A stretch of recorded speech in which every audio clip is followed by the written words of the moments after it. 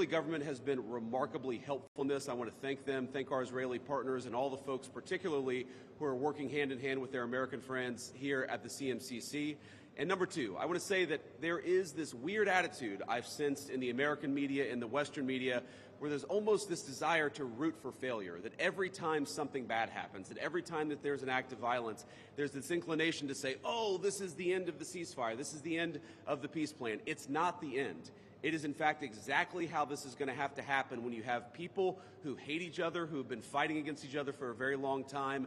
We are doing very well. We are in a very good place. We're going to have to keep working on it, but I think we have the team to do exactly that. So with all thanks to our partners, both in Israel but all across the Gulf Arab states, Indonesia, the Turks, we are doing an amazing thing here, and I'm particularly proud of the American troops working at the command center who are coordinating this effort and making it possible. So with that, I want to thank Ambassador Steve Witkoff and turn it over to him to say a few things, and after everybody's said a few words, we'll take some questions. Thank you, guys.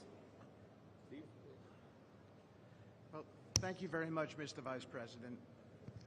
We're really proud of what's happened here. It's an amazing effort. It's a great coordination between our partners. We have a great team. Signing this deal up was a challenge in and of itself, but the implementation, that's where it really is going to be the most important. And I think we are exceeding where we thought we would be at this time. I think the Vice President has come out here. He sees that. The Secretary of State will be out here. I can't tell you what a privilege it is to work with the team that we have, with Jared, who's extraordinary, the President, of course, and the Vice President, and Admiral Cooper. I would also say this. We're learning so much here. This CMCC that we're setting up now, this is going to be used in other conflicts as we figure out all the intricacies of how to modulate a peace deal, go from war to peace.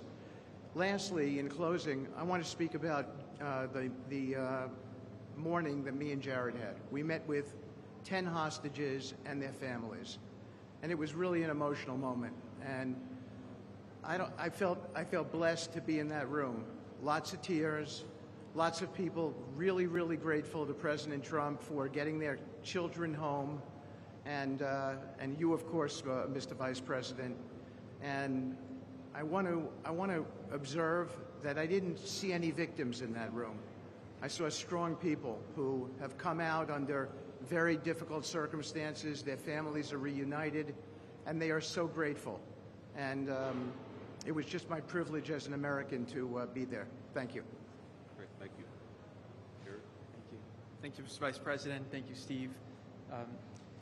First of all, we really appreciate your visit here. It's given a great boost of energy to everyone here, and your support through this whole effort has been really tremendous. What you see here today is really the opening of the CMCC. This has been something that's been envisioned by CENTCOM. Admiral Cooper will speak about that in a bit. But we always knew that the deal that we were working on would kind of have two phases to it. The first phase was obviously getting the live hostages out. We're currently making progress on the hostages, the bodies that are still there. I think almost half are out now, and we had very good meetings with the Israelis. I know the Vice President's here to put a lot of effort into that today to hopefully make sure we can complete that mission in phase two. At the same time, the humanitarian aid, there's actually been surprisingly strong coordination between the United Nations and Israel, which is something that we've been able to help synthesize, get each other to air their concerns and to find out how we can do it better so that the aid reaches the people in Gaza and doesn't go into the wrong hands there. Finally, I'll say that there has already been a lot of efforts over the last years by really concerned people to think about what happens next in Gaza.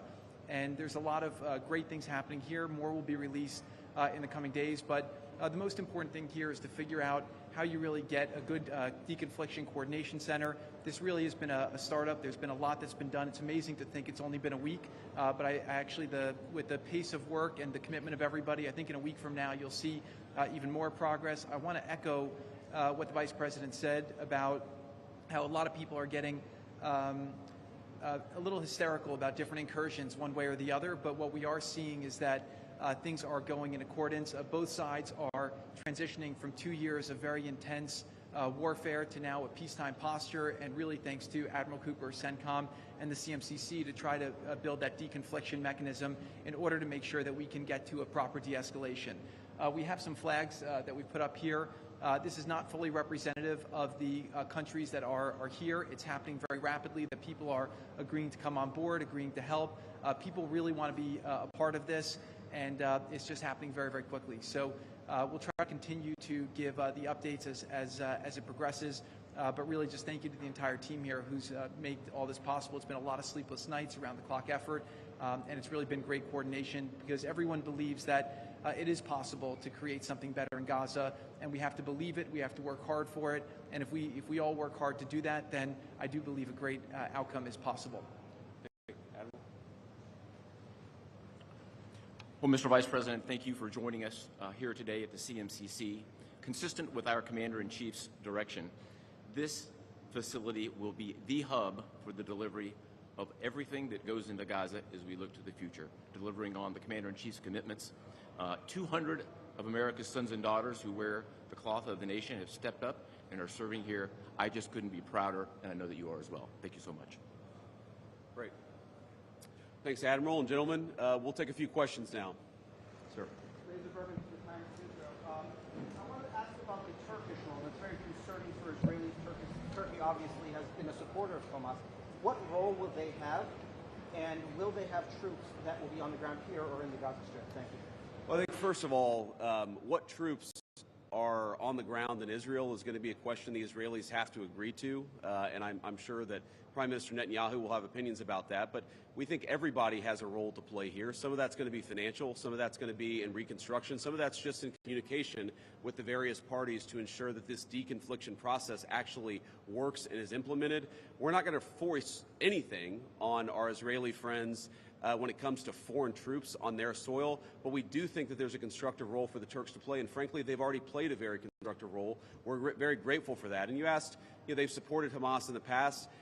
No one who is a party to this conflict can look in the past and not point at something that they don't like or that they disagree with. Everybody who's been involved in this conflict can point at one other person. One of these flags can point at another flag and say, we hate that person for various reasons. The way that we're going to get to peace is to focus on the future, which is what the President of the United States has asked us to do. And we think everybody here is very willing to do that and is very eager to engage in that effort. Ma'am. The ceasefire deal took months to negotiate. What do you think the likelihood is that it will last long term? If you had to put a number on it, a percentage. Well, Jared's the investor here. I'm not going to give you a percentage, but look, what we've seen the past week gives me great optimism the ceasefire is going to hold.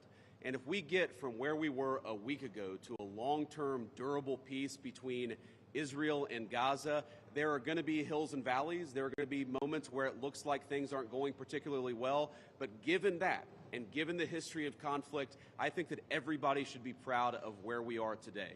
It's going to require constant effort. It's going to require constant monitoring and supervision. That's part of the reason that Admiral Cooper and his team is here, is to mediate these disputes, to mediate these disagreements as they come up. But look, right now, I feel very optimistic. Can I say with 100% certainty that it's going to work? No. But you don't do difficult things by only doing what's 100% certain. You do difficult things by trying, and that's what the President of the United States has asked us to do. Sir. Mr. President, Suleiman Massoud from Cannes. First of all, thank you for brokering the ceasefire deal. Two questions for you. Hamas was supposed to bring back all the hostages within 72 hours. There are still deceased hostages that are still in Gaza. Will you put a deadline for Hamas to bring back all these hostages? And second thing, President Trump tweeted about this today, Hamas killing their own people in Gaza, Palestinians who worked for Israel. What is your warning to Hamas about that? Yeah, so Steve, I'm going to ask you to follow up here, but let me say just a couple of words about the deceased hostages. I mean, one of the stations that I met with, one of the groups that's working on this that I met with earlier, they actually have a photo of the 15 deceased hostages who are still in Gaza. It is a focus of everybody here to get those bodies back home to their families so that they can have a proper burial. Now, that said, this is difficult. This is not going to happen overnight. Some of these hostages are buried under thousands of pounds of rubble. Some of the hostages, nobody even knows resources where they are. That doesn't mean we shouldn't work to get them, and that doesn't mean we don't have confidence that we will. It's just a reason to counsel in favor of a little bit of patience. This is going to take a little bit of time. And look, our warning to Hamas is very straightforward. The terms of the 20-point plan that the president put out there is very clear. It's supported not just by Israel, but by all of our Gulf Arab friends. It's that Hamas has to disarm. It's that Hamas has to actually behave itself, and that Hamas, while all the fighters can be given some sort of clemency, they're not going to be able to kill each other, and they're not going to be able to kill their fellow Palestinians. Now, again, that's going to take a little bit of time. We're talking about how to set up the security and humanitarian apparatus to put all this in place. But right now, where I stand, I feel confident that we're going to be in a place where this peace lasts, where it's durable. And if Hamas doesn't cooperate, then as the President of the United States has said, Hamas is going to be obliterated. Steve, do you want to add anything about the hostages? I think you said it, sir. Okay, great. Ma'am. From USA Today. Just to follow up on what you were just saying, how much time does Hamas have to lay down its arms before the United States either takes dramatic action or authorizes its allies to do so? Well, look, the president actually put out a truth this morning that I thought was very instructive. We know that Hamas has to comply with the deal, and if Hamas doesn't comply with the deal, very bad things are going to happen. But I'm not going to do what the President of the United States has thus far refused to do, which is put an explicit deadline on it, because a lot of this stuff is difficult. A lot of this stuff is unpredictable.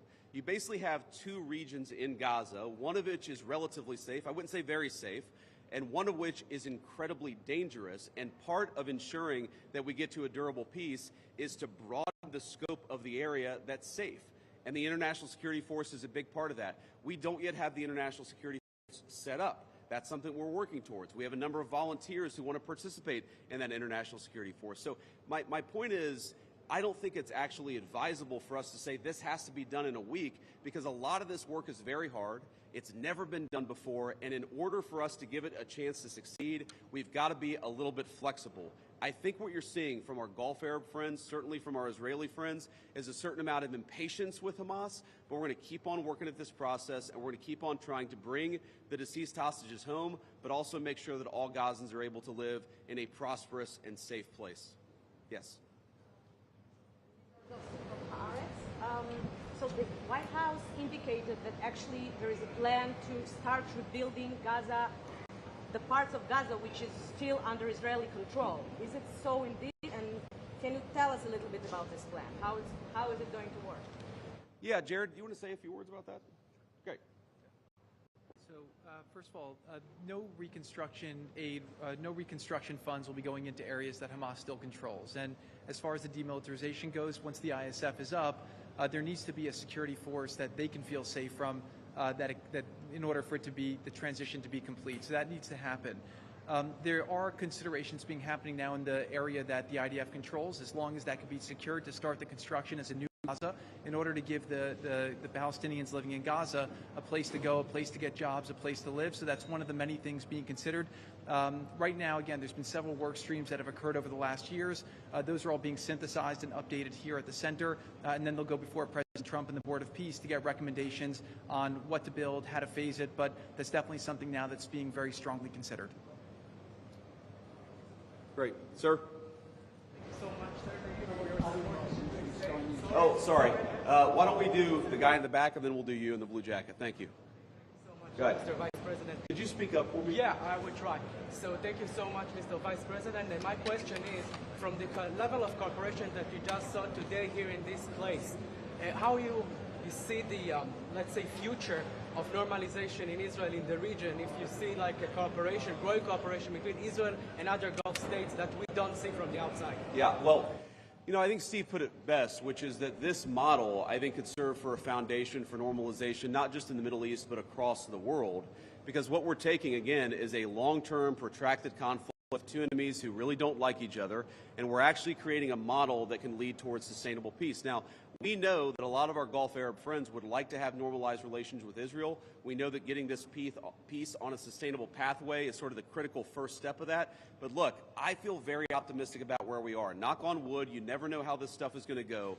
But given what I've seen, given the incredible talent and effort that's going in to the reconstruction of Gaza, to the long-term security of the Gazans in that territory, I feel very good about where we are. And again, if we get this right, I really do think it's going to be a domino that leads to a lot of further peace all across the region. Sir.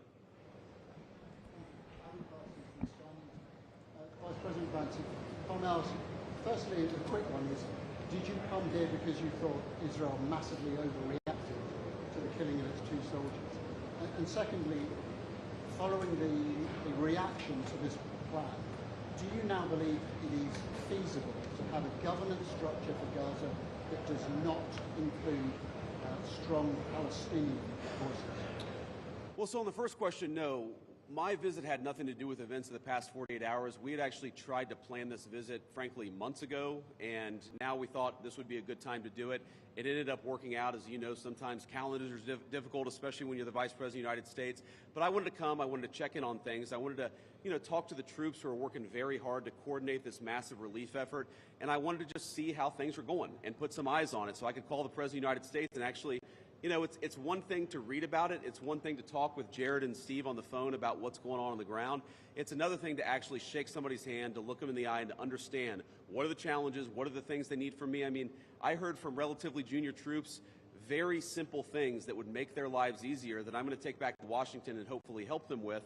That's why you do a visit like this, not because of anything that's happening on the ground. On your question about what is the ultimate, authority in Gaza look like, I don't know the answer to that question. And I think what's so cool, what's so amazing about what these guys have done is that we're creating a governance structure that is very flexible to what happens on the ground in the future.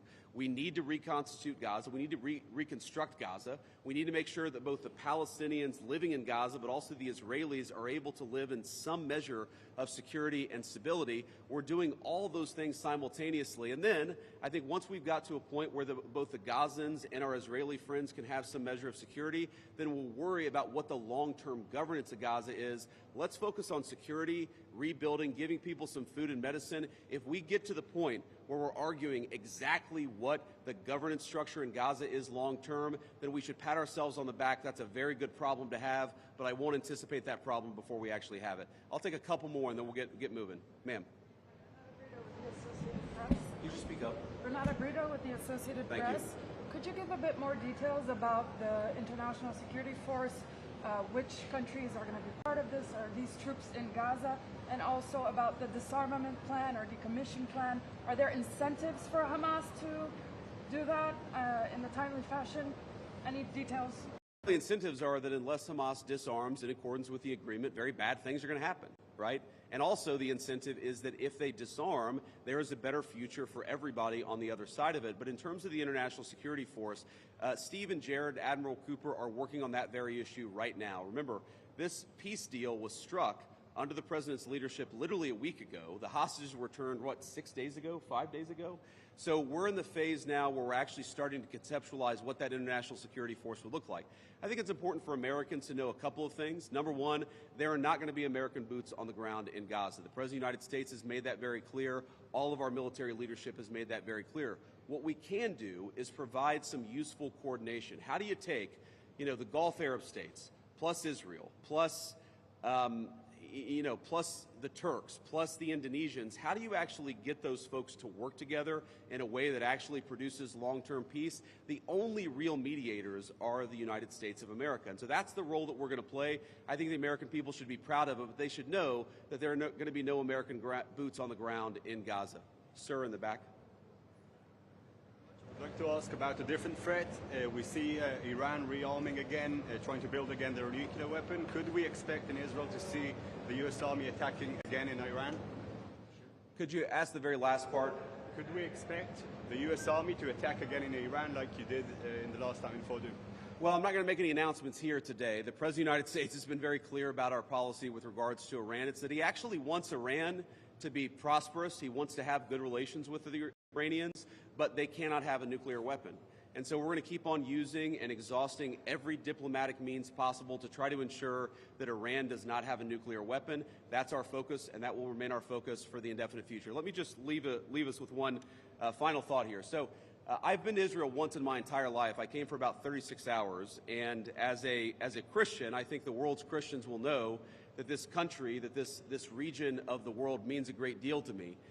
And At some point today, I hope to go, or at some point in the next couple of days, I should say, I hope to go to the Church of the Holy Sepulchre, which Christians believe is the site that Jesus Christ was crucified in. And I know that Christians have many titles for Jesus Christ, and one of them is the Prince of Peace. And I'd ask all people of faith, in particular my fellow Christians, to pray that the Prince of Peace can continue to work a miracle in this region of the world. I think that we have made incredible strides over the past week. We're going to have to make a lot more, but I think with your prayers, with God's providence, and with a very good team behind me, I think we're going to get it done. Thank you all. Take care.